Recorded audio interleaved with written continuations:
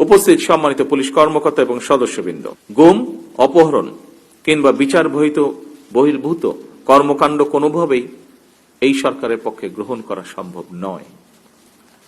প্রতিটি নাগরিকের অধিকার সুরক্ষা করা প্রতিটি পুলিশের নৈতিক এবং সাংবিধানিক দায়িত্ব। বাংলাদেশ পুলিশের প্রাতিষ্ঠানিক মর্যাদা, পেশাদারিত্ব ও জন আস্থা আরও সুদৃঢ় করতে সরকার প্রতিশ্রুতিবদ্ধ। বদলি, পদোন্নতি কিংবা পুলিশে নিয়োগ এসব ক্ষেত্রে মেধা, যোগ্যতা, দক্ষতা এবং সততাকেই আমরা প্রাধান্য দিতে চাই। রূপায়ণ lake castle, welcome to the land of piece.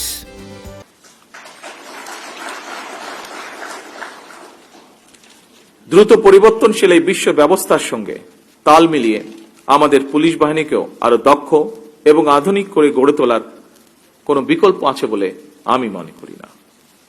এই লক্ষ্যে পুলিশ সদস্যদের জন্য আধুনিক প্রশিক্ষণের পাশাপাশি তাদের আবাসন সংকট সমাধান, মানসম্মত চিকিৎসা সুবিধা নিশ্চিত করা, রেশন এবং ঝুঁকি ভাতা সহ বিভিন্ন ক্ষেত্রে সুযোগ সুবিধা বাড়ানোর বিষয়গুলো সরকারের বিবেচনার ভিতরে রয়েছে।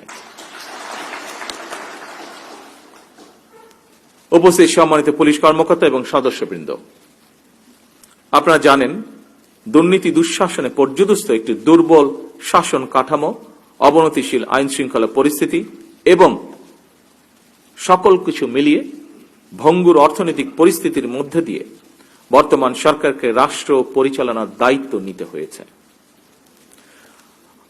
আমরা সরকার পরিচালনার দায়িত্ব নেবার কয়েক সপ্তাহের মাথায় বিশ্বযুদ্ধ পরিস্থিতির মুখোমুখি হয়েছে সমগ্র বিশ্ব।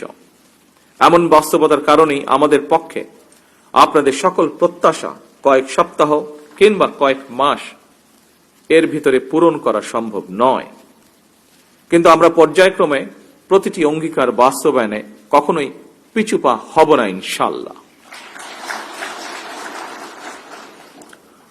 উপস্থিত পুলিশ কর্মকর্তা এবং সদস্যবৃন্দ, আমাদের মতন দেশগুলোতে অস্ত্রের শক্তি চেয়ে মানবিকতা, ন্যায় বিচার এবং জাতীয় ঐক্যই প্রধান শক্তি।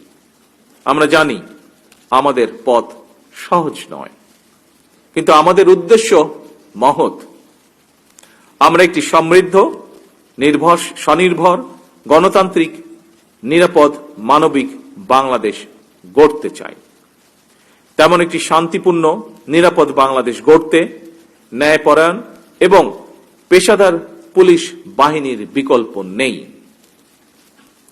আজকের এই অনুষ্ঠানে আমার সামনে পুলিশের বিভিন্ন কর্মকর্তা ও সদস্যবৃন্দ এবং সারা দেশে যারা এতক্ষণ অনলাইনে সংযুক্ত ছিলেন, আপনাদেরকে এবং আপনাদের পরিবারের সদস্যদেরকে আবারও ধন্যবাদ জানিয়ে আমার বক্তব্য আমি শেষ করছি। আল্লাহ হাফেজ। বাংলাদেশ জিন্দাবাদ।